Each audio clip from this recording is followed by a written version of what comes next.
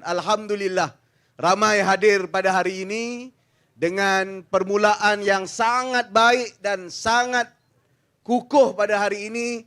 Saya yakin Pakatan Harapan kekal di Taman Medan dalam pilihan raya negeri yang akan datang. Saudara dan tuan-tuan yang saya kasih sekalian, pilihan raya negeri akan berlangsung. Tadi Suruhanjaya Pilihan Raya telah mengumumkan tarikh-tarikh penting. Selain itu saya nak ingatkan, siapa anak-anak yang ada di luar negara terutamanya, tolong beritahu. Ini laporan dan juga Facebook Live atau TikTok Live hari ini saya nak sampaikan. Yang ada di luar negara, tarikh akhir untuk daftar sebagai pengundi pos adalah pada 8 hari bulan Julai 2023. Hari ini tanggalnya adalah 4 Julai. Betul 4 Julai hari ini ya? 4 Julai, betul. 5 Julai dah hari ini. Maknanya ada 3 hari lagi untuk daftar.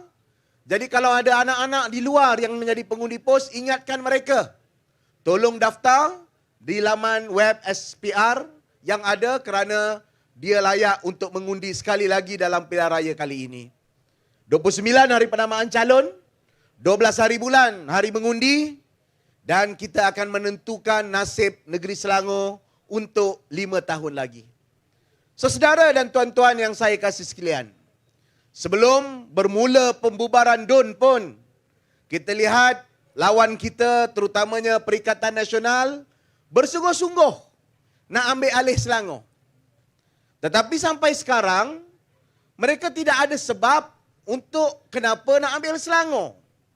Dan apa dia nak buat di Selangor. Yang dia bangkitkan kadang-kadang isu yang tak kena tepat sasaran. Yang dia nak bangkitkan hanyalah timbulkan isu perkauman dan kemarahan yang melibatkan agama dengan harapan agar rakyat terutamanya orang Melayu rasa marah dan rasa perlu untuk tukar kerajaan di negeri Selangor. Sedangkan daripada segi pencapaian, daripada segi kontribusi, daripada segi kedudukan ekonomi dan kehidupan rakyat, sebenarnya mereka tak ada hujah. Yang paling kuat hujah dia pun Azmin. Itu pun hujah yang salah. Beberapa minggu lepas dia ingatkan, ingat Amir, aku yang angkat kamu. Saya dah jawab dah. Hari ini dia kuat lagi, saya menyesal pilih Amiruddin. Saya nak bagi tahu, saya tak menyesal langsung tak ikut dia untuk Sheraton Move dan jadi pengkhianat. Sebab apa saudara? Sebab demi kemakmuran dan demi kestabilan negeri Selangor, saya, YBE, banyak rakan-rakan yang dulu dianggap pengikut beliau, mengambil keputusan setia dengan parti dan hormat mandat rakyat demi kestabilan dan kehidupan rakyat negeri Selangor daripada saya gadai untuk ikut mana-mana individu. Dan ternyata keputusan itu keputusan betul. Buktinya, Jabatan Statistik baru keluar. Jabatan ini bawah YB Menteri Ekonomi. Department of Statistik baru keluar. Tahun 2022, kita sumbang 25.5%. Kali pertama kita cecah 25% sumbangan KDNK kepada ekonomi dan juga kepada negara Malaysia. Dulu Azmin selalu sebut 1/4, tak sampai pun. Tak sampai. Paling tinggi zaman dia 23.7. Itu angka tahun berapa? Tahun 2018. Lepas dia keluar separuh jalan. Lepas tu jadi Menteri Ekonomi. Dia bangkit pula. Kita kalah dengan Johor. Saya pun semak. Rupanya masa dia jadi Menteri Besar, investmen negeri Selangor pernah capai 6-7 bilion saja. Paling rendah dalam tempoh 15 tahun Pakatan Harapan Negeri Selangor masa dia jadi Menteri Besar Negeri Selangor. Dia keluar daripada Menteri Besar, melonjak jadi 18 bilion. Tahun sebelum lepas itu, 17 bilion. Dia kata ini semua kerja dia. Masa tu dia jadi Menteri Ekonomi Dia tak buat apa yang dia fikir. Nak jatuhkan kerajaan, nak halang Anwar Ibrahim jadi Perdana Menteri. Wa makaru wa makarallah, wallahu khairul makirin. Dia halang, dia khianat, dia jatuhkan mandat rakyat. Hari ini dia putih mata, dia merah mata. Anwar Ibrahim, Perdana Menteri yang ke-10. Sebab itu, kata-katanya jadi macam orang gila. Orang gila. Dia tak boleh tengok Anwar Ibrahim. Dia tengok Anwar Ibrahim pakai capal, dia bising. Anwar Ibrahim pakai songkok, dia bising. Anwar Ibrahim pajak kereta jumpa orang, dia bising. Anwar Ibrahim pergi sembahyang Jumaat pun dia bising. Sebutlah nak buat apa. Tak buat apa. Paling-paling dia akan sebut, Amir kurangkan semua hasil untuk rakyat. Tadi ada seorang sebut siapa? YB Halimi. Kita nama tukarlah program. Sebab lepas 10 tahun, kita tengok program ni sampai sasaran ke tidak. Nama program, Skim Mesra Usia Emas. Maknanya kita nak hargai warga emas. Tetapi program itu cuma bagi duit selepas warga emas meninggal dunia. Itu bukan skim mesra usia emas. Itu skim mati usia emas. Jadi kita tukar. Tiap-tiap tahun jam shopping daripada 60 tahun sampailah dia meninggal dunia. Adakah kita kurangkan? Tidak. Tahun 2019 kita jadikan RM100. Belanjawan tahun 2023 kita bagi RM150 kepada setiap warga emas dalam negeri Selangor tiap-tiap tahun. Dan kita satu-satunya negeri yang jamin akan bagi warga emas raikan mereka masa mereka hidup. Itu baru satu. Ada banyak lagi. Nanti saya dah keluarkan buku raporan sebanyak 160-170 muka surat. Program-program kita. Kejayaan-kejayaan kita. Termasuk yang paling penting, kita kembalikan reserve. Dulu reserve kita dah jatuh. Jadi sampai 2.14 bilion. Sekarang dah naik jadi 3.29 bilion. Angka terbaru saya dapat adalah 3.4 bilion. Dia cakap, tak guna reserve banyak. Kalau reserve banyak, kita tak belanja untuk rakyat. Saya nak beritahu kepada mereka ni semua. Zaman Tan Sri Khalid, dia buat jambatan ketiga Kelang. Yang luluskan jambatan ketiga Kelang, arwah Tan Sri Khalid. Yang bayar siapa? Azmin bayar. Itu yang sebab reserve jatuh. Zaman kita, kita buat projek skim jaminan air sejam. Siap bila? Siap bulan 10. Sekarang progres dia apa? Lebih 50%. Nak buat apa? Elak daripada pencemaran berlaku. 300 juta ringgit Malaysia. Projek tebatan banjir. Baik boleh jalan. Dan banyak perkara kita teruskan. Next week saya nak tunjuk berapa banyak dia belanja, berapa banyak saya belanja. Tetapi saya buktikan dengan perbelanjaan berhemah dan berhati-hati untuk pastikan wang rakyat tak sesuka hati digunakan. Kita ada simpanan yang kukuh, kita belanja cukup untuk kesejahteraan termasuk perkenal program Jelajah Ihsan, turunkan harga barang, termasuk laksanakan insan, insurans untuk seluruh rakyat negeri Selangor. Ada 6 juta rakyat negeri Selangor kita register dan ditanggung polisinya penuh oleh kerajaan negeri. Bukan nak banding dengan negeri di Malaysia. Saya cek seluruh Asia Tenggara, tak ada satu negeri pun atau provinsi pun berani buat insurans cover rakyatnya dan ia dibuat oleh Pakatan Harapan di negeri Selangor. Cukup sampai situ dulu, saya simpan sikit. Lepas ni saya akan sampaikan lagi. Tetapi mereka-mereka ini akan datang nanti. Kalau dia tak boleh pujuk kita, dia akan beli kita. Masa dia beli tu tuan-tuan, dia minta duit 100, minta 500.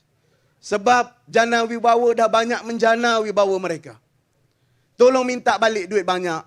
Tapi undi kekal pada Pakatan Harapan dan koalisi dalam kerajaan perpaduan. Dan insya Allah saya yakin, saya dah nak beritahu awal, ini keputusan belum putus habis.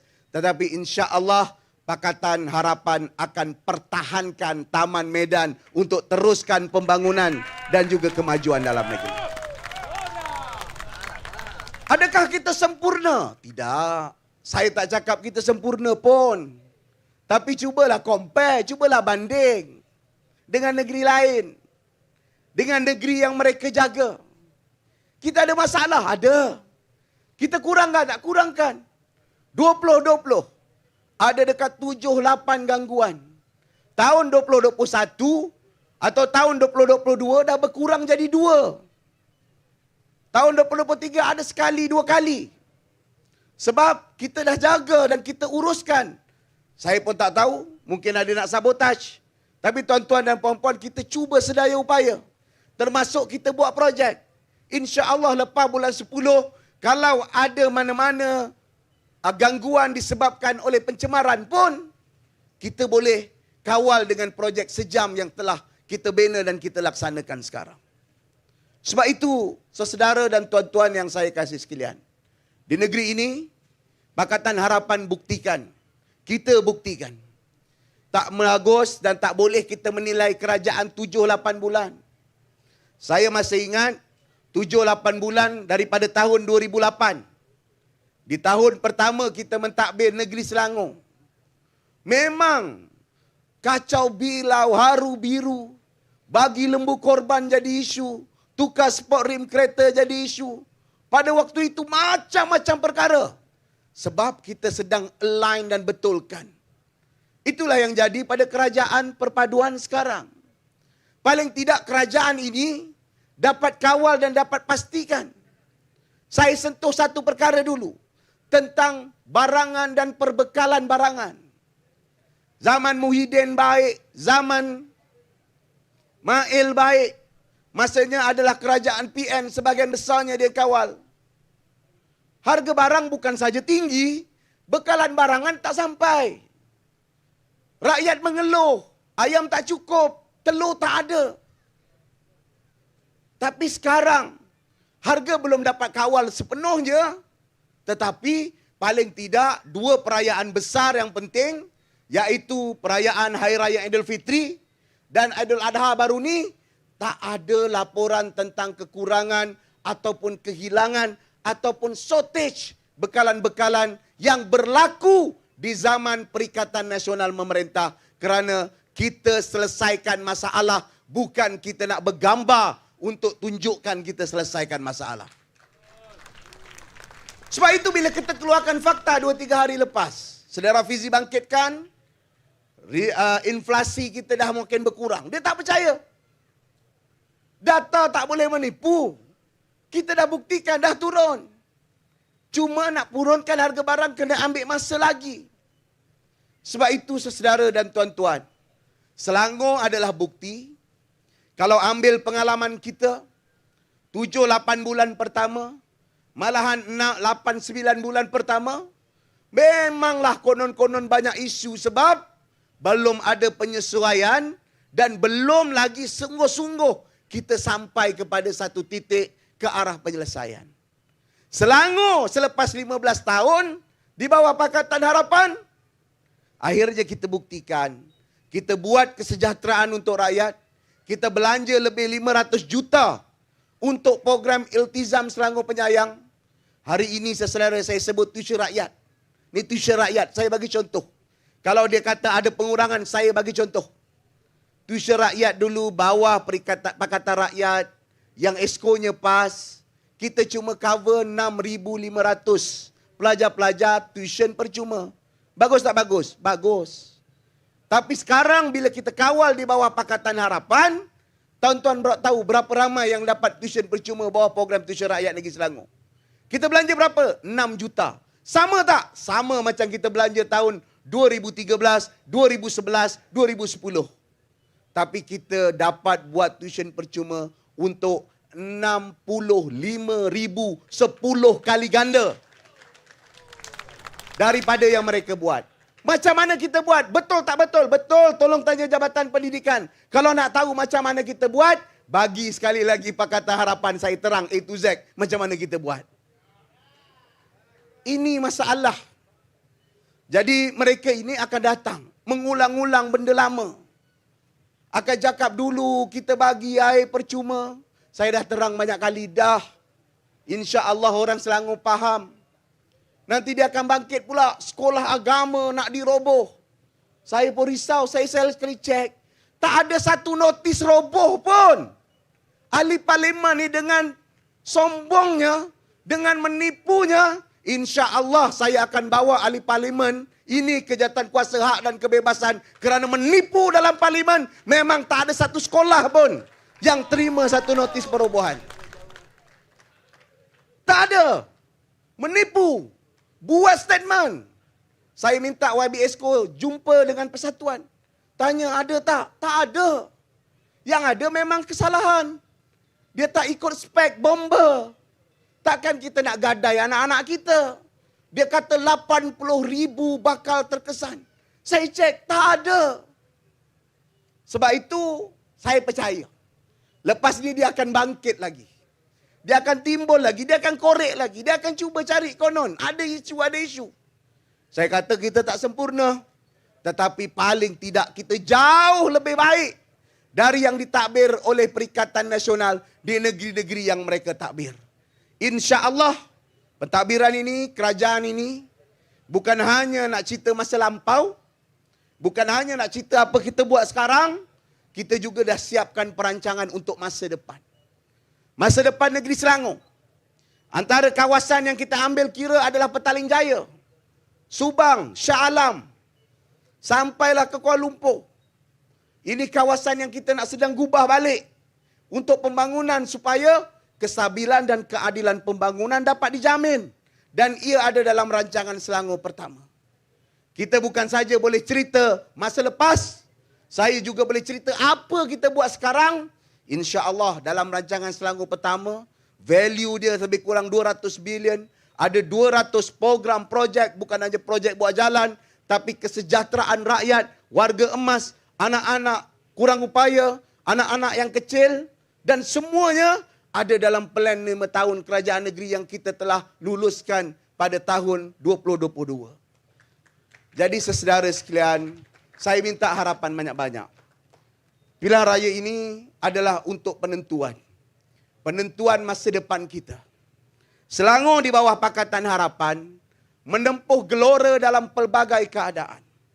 Daripada kerajaan yang begitu menekan kita di tahun 2008 sampai 2017. Di tahun 2018 sempat bersama dengan kerajaan pusat. Saya nak bagi tahu sebab 22 bulan kita sama tu, kita selesaikan isu air yang tertangguh puluh tahun. Sebab kerajaan persekutuan dan kerajaan negeri sama dan kita dapat selesaikan. Kemudian berdepan dengan kerajaan pengkhianat. Alhamdulillah, dengan kesabaran rakyat, dengan kerja keras rakyat, dan juga pimpinan yang berintegriti, dengan jalan kerja yang bersungguh-sungguh, kita kekal jadi negeri paling maju dan negeri yang paling makmur untuk rakyat yang tinggal di dalam negeri kita ini. Sekarang masanya untuk kerajaan negeri dan kerajaan persekutuan sama-sama. Di saat kita sendiri-sendiri pun, alhamdulillah kita jadi resilient state, kita menjadi negeri tahan uji. Dan di saat kita bersama kerajaan persekutuan, saya percaya lonjakan kita, daya tahan kita, kemampuan kita akan jauh lebih baik. Ini opportunity selepas 15 tahun untuk kerajaan negeri berkembang dengan lebih kuat, jadi lebih hebat dan caranya kekalkan Pakatan Harapan. InsyaAllah kita gunakan untuk tempoh 1 minggu ini untuk kita mengesahkan bahawa momentum itu kita boleh bina seperti mana yang kita bina 6-7 bulan yang lepas dalam PRU ke-15. Saya juga ucap terima kasih kepada saudara-saudari dan saya nak buat satu pengumuman baik malam ini. Saudara-saudari yang dalam keadilan, dalam PKR, tahniah kerana saudara-saudari sekarang berada dalam parti yang kaya. Tepuk korang awal kan. Saya baru dapat mesej yang saya baru saja menang loteri 10 juta. Tak, ini memang mesej loteri scammer. Yang tu tak boleh pakai, itu tak boleh pakai. Tapi insya-Allah kita juga telah menang dan kita akan kutip 10 juta daripada saudari Zuraidah Kamarudin kita. Jadi jangan bimbang. InsyaAllah dalam pilihan raya kali ini, topi cantik sikit, baju cantik sikit. Kalau nak tempah yang baru tu boleh, bil sila hantar ke Zuraidah Kamarudin. Saya dengar lah tadi Amir, ada sentuh sikit lah tentang seorang lagi bekas menteri besar kan, Saudara Azmin. Saya nak beritahu tak apalah, ikut suka dia lah dia nak cakap apa. Kita dalam keadilan ni daripada muda lagi, saya yang kira generasi yang muda yang masuk dalam masa itu pemuda keadilan paling awal, Amir beberapa tahun selepas saya, kita semua belajar satu benda. Kalau nak ikut pemimpin, kita kena ikut pemimpin yang jalan dia tu jelas. Yang kita tahu dia nak pergi mana.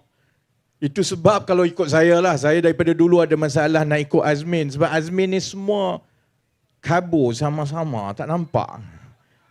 Kan? Jadi semua pasal Azmin ni tengok kat mana pun tak tahu. Dia sendiri tengok tiap-tiap hari dalam cermin pun dia tak nampak diri dia. Sebab semua kabur saja. Kan? Jadi saudara-saudari, kita sekarang masuk dalam secara rasmi lah. InsyaAllah kita ada dalam 6 minggu untuk kita pulangkan mandat kepada rakyat dan beri pilihan dan tunggu keputusan rakyat siapa yang akan terus mentadbir negeri Selangor dan juga negeri-negeri lain. Semalam saya di Negeri Sembilan, insyaAllah hari Sabtu ini saya di Kedah, minggu depan saya ingat saya di Kelantan, macam itulah sampai 5-6 minggu akan datang. Kita sekarang ada persaingan yang diwar-warkan sengit. Sebab kalau di Selangor, di Malaysia, kita dimaklumkan bahawa kita akan dapat seorang menteri besar baru daripada Perikatan Nasional. Parti mana tu kita tak tahu lagi. Bersatu kata parti dia, PAS dengar cerita gaya daripada PAS. Jadi yang itu sekarang ini menjadi tanda tanya rakyat, termasuklah pengundi di Taman Medan ini. Adakah betul selepas Pakatan Harapan memerintah 15 tahun, kita dah 15 tahun di Selangor, 15 tahun di Selangor, adakah kerajaan negeri Selangor selepas ini bertukar tangan kepada Perikatan Nasional? Baik. Sebab kalau ikut Perikatan Nasional, dalam tempoh 5-6 bulan ini, banyak sangat dah negara ini berubah. Selepas diambil alih oleh pentadbiran baru Kerajaan Perpaduan, Pakatan Harapan, Barisan Nasional, GPS, GRS, Warisan dan sahabat-sahabat lain. Kalau ikut Perikatan Nasional, Malaysia ni kita dah tak kenal dah berubah sangat dah. Saya pun fikirlah apalah yang berubah teruk sangat ni. Jadi saya tengoklah. Pertama, kalau ikut Perikatan Nasional, tiba-tiba baju jururawat semua ketat-ketat. Saya dok kira lah baju ketat ni dalam 7 bulan ni. Tanya Dr. Zaliha, kau ada suruh orang pakai baju ketat ke? Tak ada pun. Jadi saya semak, saya ingatlah, dulu pun masa dia jadi kerajaan 33 bulan, macam itulah jururawat duk pakai bajunya. Cuma kita tak perasanlah ketat ke tidak, kita tak tengok saudari. Jadi tiba-tiba bila bertukar saja kerajaan daripada Perikatan Nasional kepada Kerajaan Perpaduan, baju yang tak ada isu sebelum ni tiba-tiba menjadi ketat saudari. Kemudian kita tengok lagi, Perikatan Nasional kata, kita kena tukar kerajaan untuk selamatkan negara ini. Kerana negara ini telah banyak berubah, semuanya menjadi makin teruk. Kita tanya dia, apa yang teruk sangat sampai jadi macam ni? Dia kata harga barang rakyat sekarang ini sangatlah tertekan. Saya pun tengoklah, okey. Yalah, tengok sana. Kita nak tahu harga barang, kos sara hidup ini, kita kena tengok kepada kayu ukur dia lah. Kayu ukur dia di mana-mana di seluruh dunia ini dia tengok kepada angka inflasi. Orang mengukur sama ada harga barang naik, turun, mereda.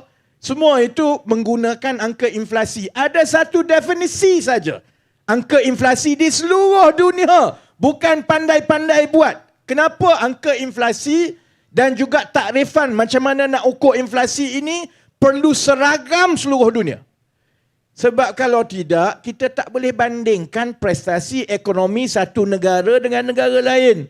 Pelabur ke, ahli ekonomi ke, dia nak bandingkan, dia perlukan kayu ukur yang seragam. Sebab itu contohnya, cara mengukur inflasi, nak tentukan harga barang naik ke turun, sama seluruh dunia. Pertama, kita tengok dalam satu bulan, satu keluarga itu, berapa pecahan dia belanja untuk makan banyak mana, untuk baju banyak mana, untuk elektrik tenaga banyak mana, untuk rumah banyak mana. Ini dijadikan pemberat untuk mengira kos sara hidup satu keluarga. Kalau kat Malaysia contohnya pemberat yang paling besar ialah bakul makanan. Kerana keluarga paling banyak dia belanja makanan lah kan. Jadi dia tentukan pemberat. Jadi untuk bakul-bakul yang diberi pemberat masing-masing ini, dia tengok pula seorang keluarga yang biasa wajarnya makan apa? Beras, susu, daging, ayam, telur. Kalau tenaga, dia tengok elektrik, dia tengok petrol. Semua ini bukan main-main saudara-saudari. Ditentukan secara seragam di seluruh dunia.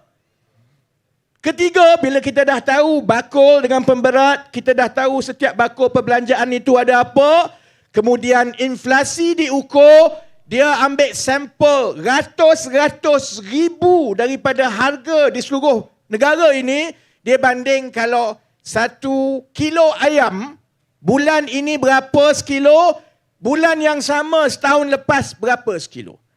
Daripada itulah akan dikeluarkan angka inflasi tiap-tiap bulan. Yang ini daripada zaman Tok Kadok lagi pun memang orang kira macam ini. Baik Jadi bila PAS kata kita kena tukar kerajaan ini sebab negara ni dah teruk sangat, sebab rakyat sangat tertimpa dengan tekanan sara hidup, saya pun tengoklah inflasi. Itu saya kata, hanya parti silap mata macam PAS saja, keadaan yang sama boleh tiba-tiba kalau ikut mata dia boleh bertukar, ikut macam mana dia nak tafsir. Sebab bila kita ukur dari segi harga barang, saudara-saudari tahu tak?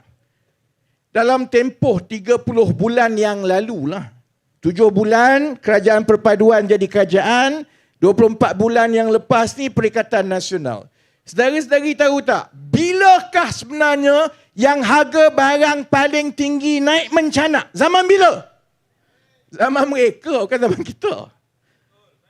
Harga barang naik 3 kali ganda dalam lebih kurang 3 bulan berbanding tahun sebelum itu dari segi kadar inflasi antara April hingga Julai 2022. April -2, -2. Kemudian naik Mei, dia naik 0%. Daripada -2% inflasi dalam 1 bulan naik ke 0%, maksudnya peningkatan inflasi 1 kali ganda tau. Daripada 0% bulan seterusnya naik lagi 2%. Sekali ganda. Inflasi naik bulan ke bulan ni 0.1%. Zaman dia sekali 1 bulan naik 2%. Maksudnya 1 kali ganda. Kemudian daripada Jun sampailah ke Julai, dia memuncak kepada, saya ingat Julai atau Ogos, dia memuncak kepada 4.7%. Kita semua tahu, harga barang, terutamanya harga barang makanan, bila dia naik, dia susah nak turun. Sebab itu, bila tugas kerajaan untuk menggubal dan melaksanakan dasar ekonomi, tugas dan mandat utama Bank Negara contohnya. Tugas dan mandat utama pengurusan ekonomi rakyat ialah untuk memastikan kestabilan harga barang daripada 1 bulan ke 1 bulan supaya dia tidak naik mencanak, kerana memang kita tahu kalau dia naik terutamanya harga makanan, dia susah nak turun balik. Zaman dia, ni zaman PAS, zaman bersatu, lebih kurang 1 tahun yang lepas. Dalam keadaan dia duk menangis, macam-macam dia beritahu. Rakyat seksa sekarang ini selepas 7 bulan. Kerana harga barang naik mendadak. Dia tak cerita sebenarnya, zaman dia lah yang dulu naik mendadak dalam tempoh 3 bulan. Sehingga tiba-tiba bulan Julai, bulan Ogos kita ada masalah. Ayam tak ada, telur tak ada. Zaman dia, bukan zaman kita. Bila kita ambil alih daripada Disember, saya ingat bila kita ambil alih lebih kurang 4% lebih. Untuk 7 bulan berturut-turut, dia turun sehingga sekarang ini ke paras yang paling rendah dalam masa setahun. 2.8%. Baik Orang PAS lah ni yang duk tengok ni. Ni yang duk tengok ni, yang duk macam-macam. Macam mana nak menjawab ni kan? Dia akan kata, alah kau tipulah. Engkau tak beli beras sekarang. Harga beras telah naik. Saudara-saudari tahu tak? Negara kita ni adalah antara negara yang paling banyak mengenakan kawalan harga. Paling banyak di rantau ini. Untuk mengawal harga barang-barang terpilih yang merupakan barang ruji untuk rakyat. Konsep kawalan harga dalam bidang ekonomi ini bukanlah bermakna kamu boleh kawal semua. Kita kawal barang-barang asas yang digunakan oleh seramai mungkin rakyat biasa. Contoh dia, beras. Ada berapa puluh jenis beras yang ada? Ada beras satu yang saya pun tak tahu dia panggil apa, beras yang dikawal lah kan. Itu beras yang biasa, yang majoriti rakyat kita makan beras tempatan yang dikawal harga itu kan. Kemudian adalah beras basmati lah, beras quinoa lah, beras huma lah, beras super sana, super Thai, super Taiwan, super Jepun. Yang ini kau suka kau lah. Kau nak beli kalau kau import mahal lah. Yang orang PAS duk kata harga beras naik. Yang naik saudara-saudari ialah harga beras yang tidak dikawal. Yang kau pandai-pandai pergi beli beras import mahal. Tu kenapa? Kerajaan bila kita tentukan dasar nak kawal yang mana, kita sudah tentulah kita kawal harga yang digunakan oleh majoriti rakyat biasa. Nak kawal yang menteri makan buat apa? Dia sama juga. Orang kata,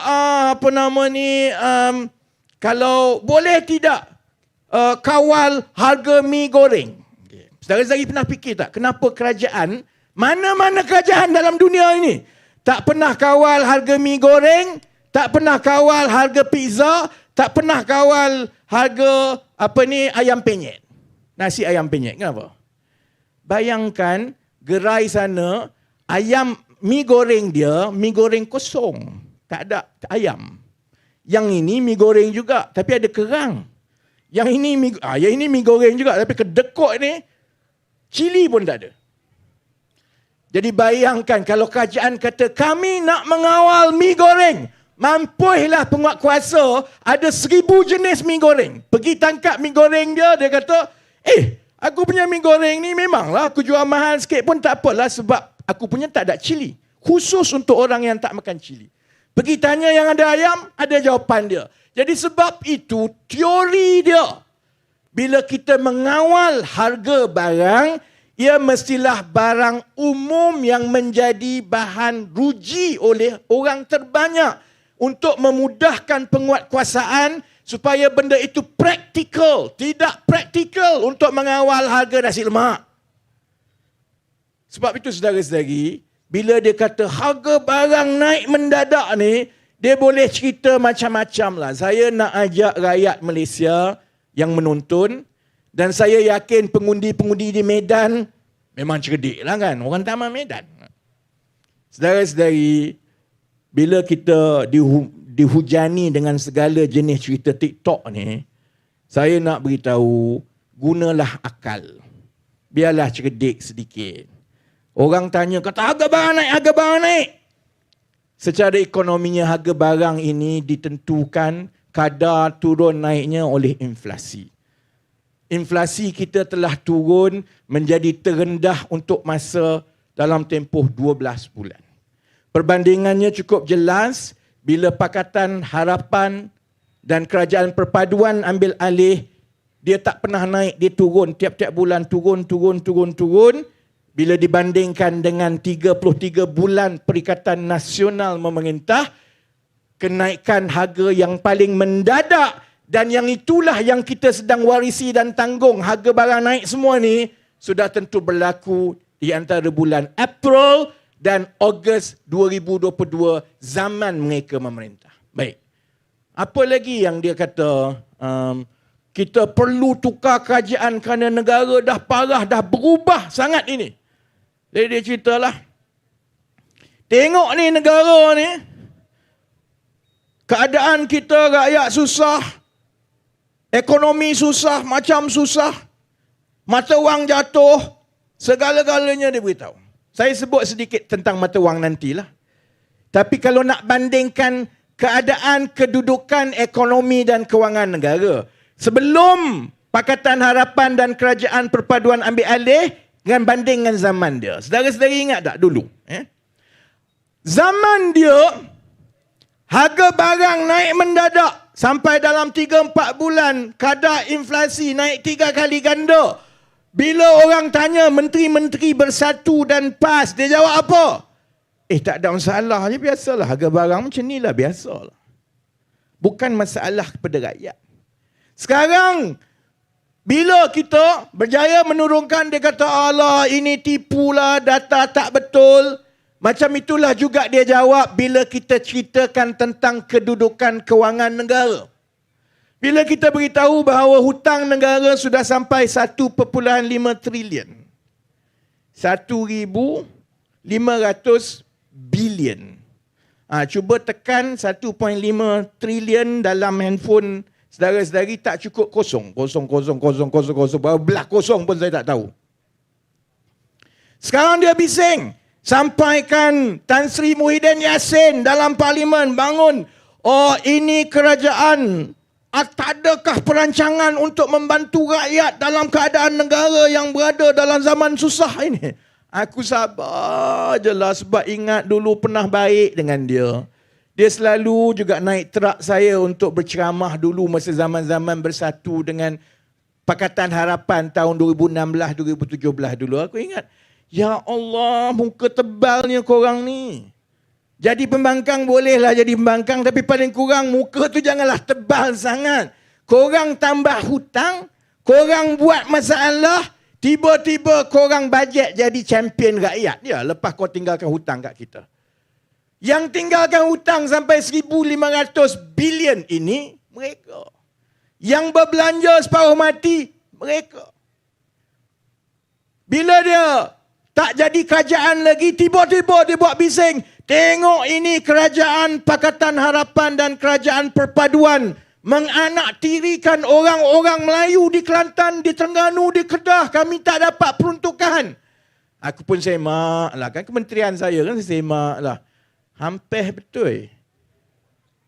Rupanya kami bagi tahu ni lagi banyak daripada diorang bagi kepada Kelantan, Terengganu, Kedah dulu zaman diorang. Tapi dia boleh pusing cerita. Dia kata, tengok ni kerajaan Perpaduan sekarang ni menganaktirikan dan menganiaya orang-orang miskin daripada Kelantan, daripada Kedah, daripada Terengganu. Sama juga dia beritahu, air di Kelantan ini tak dapat diselesaikan kerana kerajaan Perpaduan tidak mahu bagi 8 bilion ringgit kepada kerajaan Kelantan untuk baiki air. Nasib baik, Datuk Seri Anwar ni dia jenis bendul sikit tak? Dia kesian. Betul ke? Kita betul-betul nak tolong. Dia pun panggillah mesyuarat. Panggil mesyuarat. Saya duk fikirlah menentang apa sampai 8 bilion ni. Jadi dia pun tunjuk. Ini kami perlukan 8 bilion untuk baiki kemudahan air. Kita perlukan 7 loji air yang baru. Okey? Dia pun tunjukkan. Yang ini 500 liter, juta liter sehari. Aku pun dah lupa. Dia 500,000 ke 500 juta? Mana Amir ni, Menteri Besar? Hebat panggilan. Saya lupa, saya rasa dia kapasiti satu water treatment plant 500,000 liter sehari kan. Okey.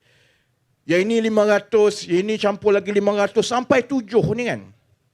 Kemudian kami tanya, sebenarnya kamu nak sampai 8 bilion bina sampai 7 loji rawatan ni, sebenarnya berapa je permintaan dan penggunaan air yang diperlukan ni? Dia pun beritahu, saya pun tanya, kalau ikut tu bukannya kalau dapat satu lagi loji rawatan air tambahan, bukankah dah cukup untuk satu negeri Kelantan? Oh tak apalah, kita minta je.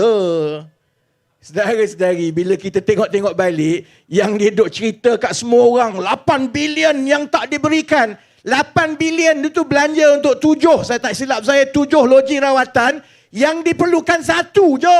6 lagi tu dia pandai-pandai tambah, kod-kod nak bagilah kat kita. Boleh main duit rakyat minta kod-kod nak bagi, saudara-saudari. Kau ingat duit siapa? Zuraida pun tak bagi tau kalau minta dengan dia.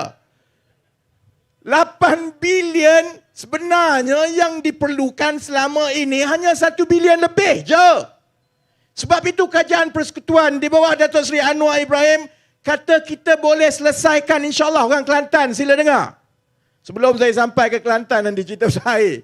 Sebenarnya boleh je selesaikan. InsyaAllah. Sebab dia tidaklah sebanyak yang mereka sebut sampai 8-9 bilion yang disebut sebelum ini. Sebab dia pandai-pandai tambah 4-5 loji rawatan baru yang sebenarnya tidak pun diperlukan bila dilihatkan kepada permintaan dan penggunaan air bersih tiap-tiap hari di Kelantan. Ini jenis apa ni? Sebab itu saya berani cakap, kalau berani saman. Saya tak takut kena saman sebab benda ni saya dah tengok, saya dah tanya, mereka pun tahu.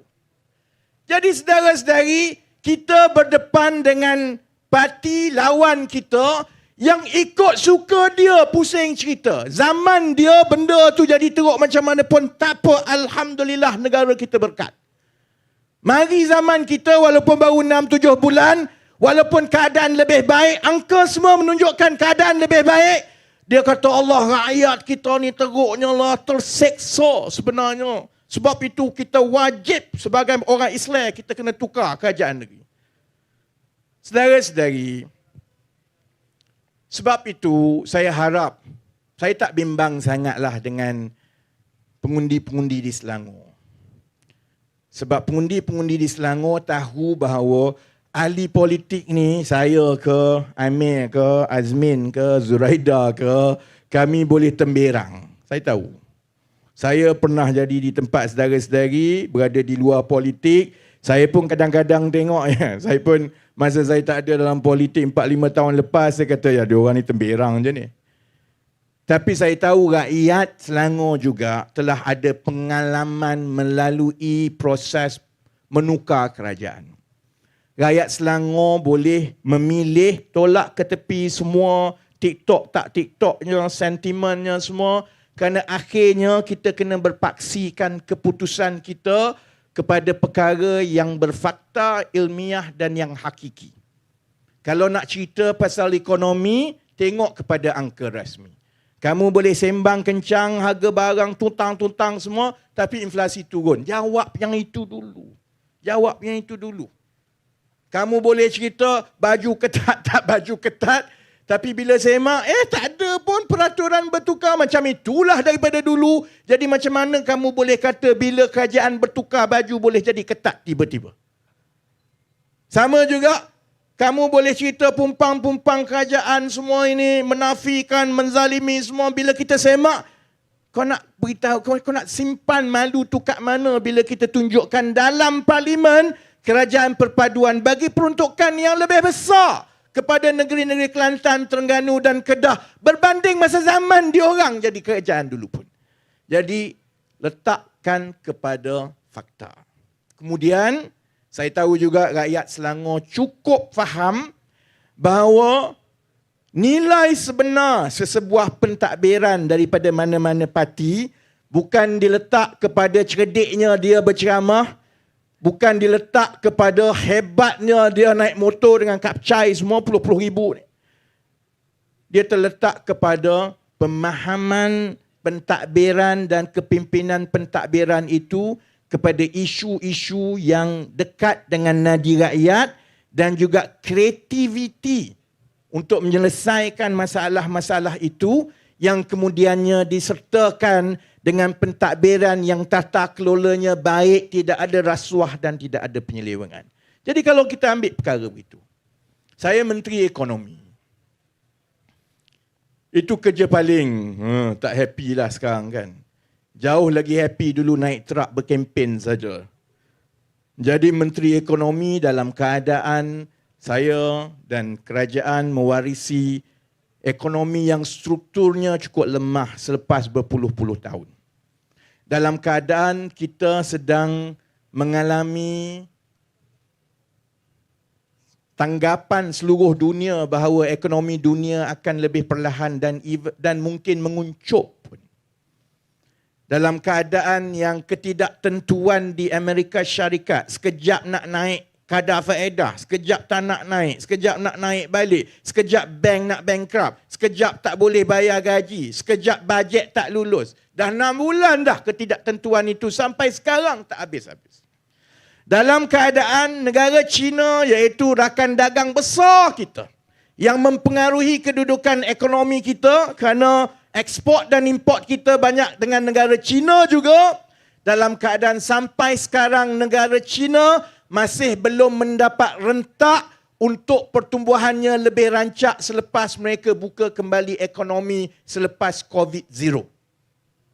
Jadi, kalau Azmin nak jadi Menteri Ekonomi balik, saya beritahu ke Azmin, kalau kau cerdik Min tak payahlah, banyak kerja lain lagi. Kerana ini tugas, kalau kau tak sakau duit, ini tugas yang paling sebenarnya tak berbaloi.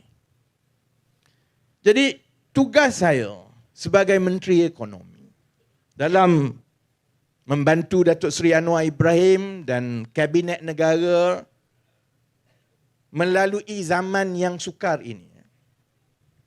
Bila kita tengok balik, kita kena bermula, bila kita mengenal pasti masalah itu, kita kena bermula dengan diagnosis yang betul.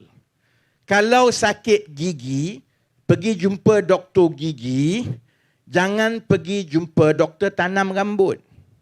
Dia tak kena.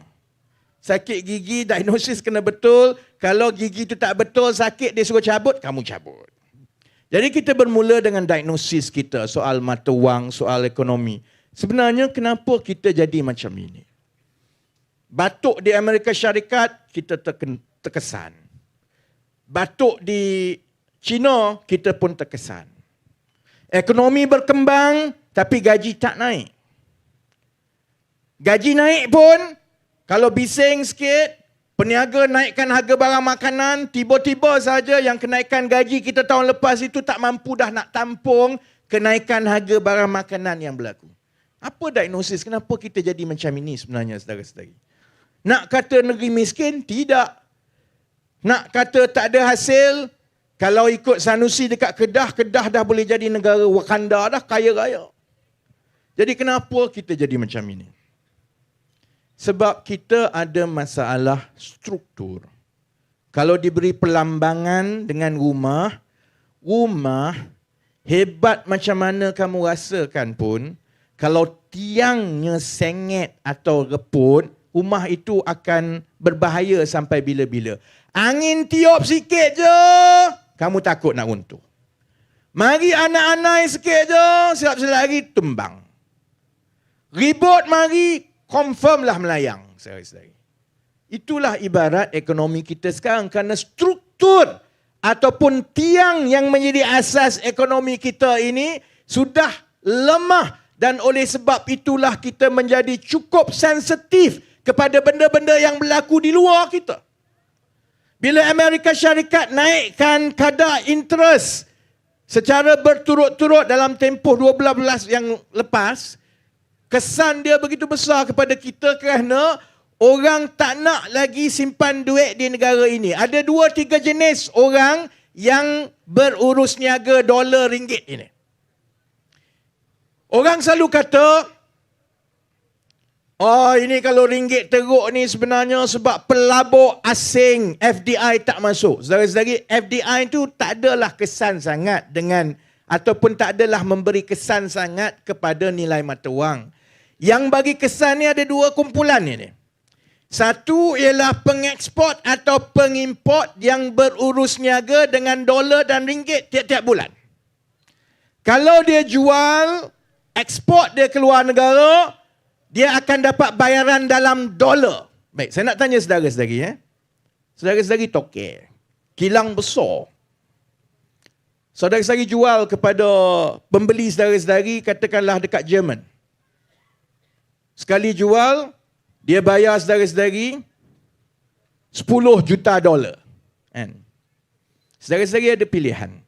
Kalau tak bawa balik duit itu, tinggalkan dekat Jerman, maksudnya letak dekat bank sana, saudara-saudari akan dapat 5% hasil setahun. Kalau bawa balik, tukar kepada ringgit, simpan dalam bank di Malaysia, saudara-saudari dapat 3%. Jadi ada beza 2%. Bayangkan 10 juta dolar bersamaan dengan hampirlah lebih kuranglah 50 juta ringgit. Beza 2% daripada 50 juta ringgit adalah 1 juta. Jadi dia fikir, apa aku buat balik, aku simpanlah sebab nanti interest sana lagi tinggi. Begitu juga dengan pelabur-pelabur dana portfolio yang beli bond di negara kita, yang beli saham di negara kita, dia duk fikir, kalau diorang ni kawal dana bertrilion ringgit daripada pelabur-pelabur seluruh dunia, dia fikir, kalau saya letak dekat Malaysia, saya dapat 3%. Kalau saya letak dekat Thailand ke, dekat Singapura, tambah kalau saya letak dekat Amerika, saya dapat 5%. Buat apa aku pergi letak kat Malaysia? Jadi kalau ikut Perikatan Nasional yang kamu tak buat apa-apa ke mata wang kamu ringgit teruk ni, saudara-saudari boleh je kita buat bodoh macam dia. Tak apalah, demi mata wang semata-mata kita naikkan interest rate lebih tinggi. Boleh saudara-saudari. Dia naiklah mata wang tu. Tapi apa jadi kepada rakyat biasa yang kena bayar pinjaman?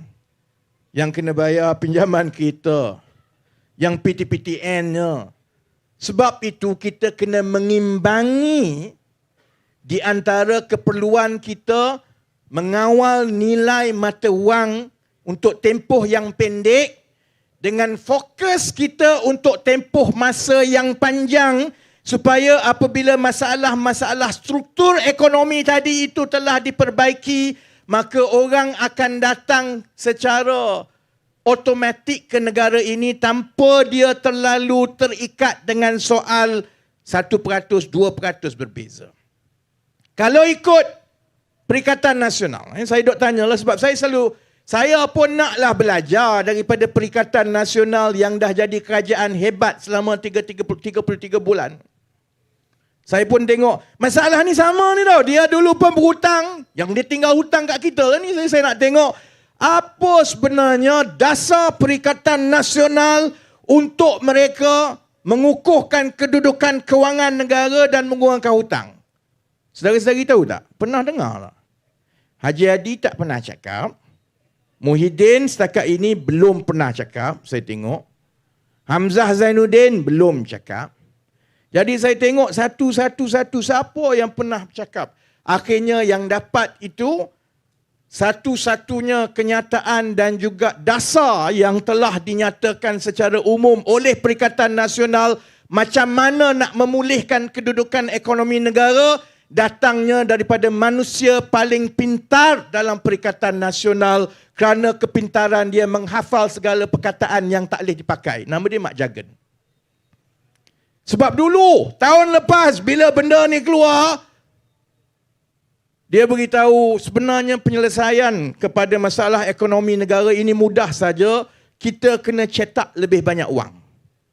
Cetak wang, saudara-saudari. Saudara-saudari tahu tak apa makna cetak wang? Orang duk kata cetak wang, cetak wang, cetak wang.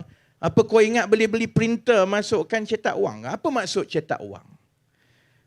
Bila sesebuah negara selalunya melalui bank pusat mengambil keputusan untuk menambah bekalan wang di dalam pasaran. Yang orang kata cetak wang tu, saudara-saudari tahu apa makna dia?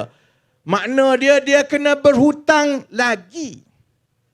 Kerana kerajaan hanya boleh dapat wang dengan menerbitkan hutang, kertas hutang yang dipanggil bond. Bond tu, bila jual bond, pelabur beli, duit itulah yang menjadi duit tambahan dalam ekonomi. Kerajaan kemudian boleh buat keputusan. Dia nak letak dalam bank bagi pinjam sampai kepada rakyat.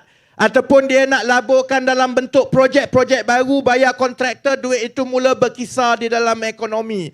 Tapi kecualilah kawan saya dalam Perikatan Nasional Bahlul, cetak wang ini saudara-saudari tidak menyelesaikan masalah hutang 1.5 trilion dolar yang ada, malah dia akan mewariskan lebih banyak hutang kepada yang muda-muda. Sebab itu, 11.40 nak. Ini baru minggu pertama, ceramah kedua. Jadi kita break awal sikit lah. Bila dah masuk dekat 2-3 minggu dekat pilihan raya, insya-Allah kita sambung sampai pukul 2 pagi. Malam ini 11.40 boleh dah. Pukul 3 pun tak apa. Orang sekarang TikTok live sampai pukul 3 kan? Siap korang. Aku ceramah pukul 3 lepas ni kan. Kan? Baik Jadi maksudnya begini. Itu mukaddimah kami nak tunjukkan. Bahawa rakyat Selangor, kita yakin cerdik. Selama ini pun saudara-saudari pengundi-pengundi, saudara-saudari buat pilihan berdasarkan akal, berdasarkan perbandingan, berdasarkan fakta. Kita ada masalah. Kita mewarisi negara yang strukturnya lemah. Hutang tinggi sampai 1.5 trilion. Gaji tidak sepadan dengan rakyat. Budak keluar universiti, gaji kurang daripada RM2,000. Kos sara hidup naik tiap-tiap tahun, tapi gaji yang naik itu terlalu sedikit. Sebab itulah semakin menekan dari satu tahun ke satu tahun. Kenapa gaji tidak naik? Sebahagiannya kerana kita terlalu bergantung kepada pekerja-pekerja asing berkemahiran rendah dan kehadiran dan lambakan mereka ini mengheret keseluruhan gaji rakyat. Pada masa yang sama juga, bila kita banyak pekerja asing berkemahiran rendah, dia tidak ada insentif kepada syarikat-syarikat untuk mereka mula melihat kepada aktiviti bernilai tinggi yang perlukan engineer, developer yang tinggi, yang boleh dibayar gaji tinggi. Ini semua masalah-masalah struktur yang saudara-saudari juga tahu tidak boleh diselesaikan dalam tempoh hatta 1 tahun pun.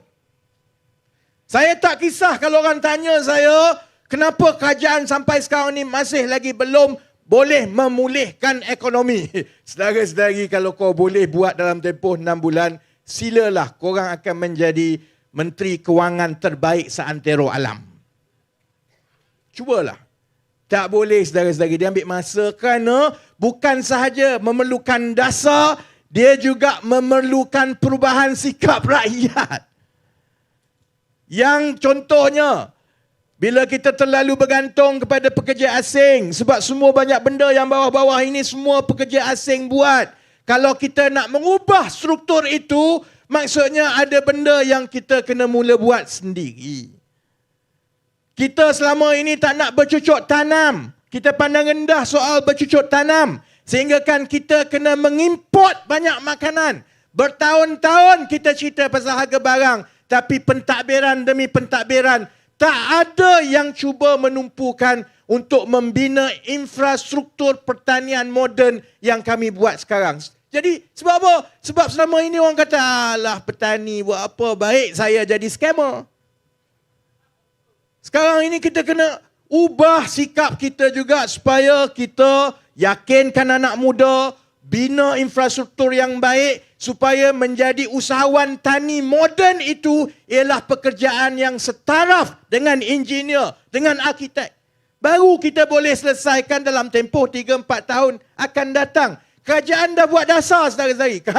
Saya sekarang ni kadang-kadang orang terlupa, kau ni Menteri Ekonomi ke Menteri Pertanian? Memang saya tumpu bab keterjaminan makanan. Sebab itu soal ekonomi. Itu soal harga barang rakyat. Itu soal import kita. tapi ia juga bermakna lebih banyaklah anak-anak muda yang kita galakkan mula menjadi peniaga dan usahawan tani. Dia memerlukan juga perubahan sikap daripada masyarakat kita. Jadi semua ini tak boleh berlaku serta-merta. Tapi insya-Allah saya yakin rakyat Selangor, semua yang menonton, yang ada akal, tidak berpegang kepada emosi, tahu mereka akan bandingkan. Memang betul pelaburan untuk masa depan ini akan ambil sedikit masa untuk membuahkan hasil. Tapi mereka ada rancangan, ia sedang berlaku, hasil itu sedang berlaku tiap-tiap bulan, dan bila mereka bandingkan dengan prestasi Perikatan Nasional Pembangkang 33 bulan yang lepas, saya yakin mereka tahu. Mereka sembang pasal harga barang, zaman dia bila orang kata pasal harga barang, dia kata tak ada masalah pun. Mereka sembang pasal rakyat hidup susah, zaman mereka bila orang tanya Muhyiddin tentang bendera putih rakyat susah, dia kata, dia boleh buat lawak, dia boleh pelekehkan orang yang susah nak cari makan ini. Dia kata, baiklah naikkan bendera biru daripada buat naik bendera putih. Bila kita cerita pasal bagaimana kita nak mengukuhkan kedudukan fiskal kita, bagaimana kita nak mencapai sasaran defisit, kita ada sasaran khusus tiap-tiap tahun. Dia jawab apa zaman dia? Apa susah-susah, kita cetak wang saja. Saudara-saudari, saya yakin sebenarnya bahawa rakyat Selangor terutamanya, saudara-saudari selepas satu generasi daripada 2008 dahulu pun adalah generasi mereka yang mengundi menggunakan otak. Dan insya-Allah saudara-saudari akan dapat membezakan prestasi, perancangan, iltizam yang Kerajaan Perpaduan ada berbanding dengan prestasi dan sembang yang Perikatan Nasional ada dahulu. Jadi sebab itu saya nak tutup begini. InsyaAllah saudara-saudari, saya yakin Pakatan Harapan dan Kerajaan Perpaduan akan kekal berkuasa dan mentadbir negeri Selangor, insyaAllah. Jangan bimbang. Saya juga yakin sebenarnya insya-Allah majoriti itu adalah majoriti besar. Jadi saya minta Azmin, kamu carilah gua siap-siap. Kan, jangan nanti kalau kalah baru nak cari gua, susah. Cari gua siap-siap. Sebab insya-Allah saya ingat dalam 5-6 minggu daripada sekarang, rakyat negeri Selangor akan memulangkan mandat itu kepada Kerajaan Perpaduan. Dan saya berdoa supaya bila sahabat-sahabat saya tak bertanding, kan saya tak ada niat lah aku nak bertanding DUN ni kan. Bila mandat itu dipulangkan kepada Pakatan Harapan Kerajaan Perpaduan, janganlah kamu sia-siakan mandat itu. Mandat itu tak mudah untuk kita dapat. Walaupun setelah 15 tahun memerintah, walaupun insya-Allah kita bangga dengan prestasi yang ada di negeri Selangor, tapi banyak lagi perkara yang perlu dibuat. Banyak lagi jurang yang ada, banyak lagi orang susah. Jadi dapat mandat, jaga betul-betul, dan insya-Allah saudara-saudari, reward itu, berkat itu insya-Allah akan datang daripada Allah selepas saudara-saudari bersara menjadi bekas wakil rakyat satu hari nanti. Jadi dengan itu, insya-Allah kita jumpa lagi minggu depan. Saya tiap-tiap minggu akan berceramah, pusing-pusing, mesti balik ke Selangor juga. Dan insya-Allah Taman Medan ini doa-doakan, insya-Allah lah kita akan tetap mengekalkan. Saya ucap terima kasih banyak-banyak. 11.50. InsyaAllah bila saya dapat 10 juta daripada Zuraida, saya belanja makan semua. Terima kasih. Sekian. Wabillahi taufiq wal hidayah. Assalamualaikum warahmatullahi wabarakatuh. Terima kasih.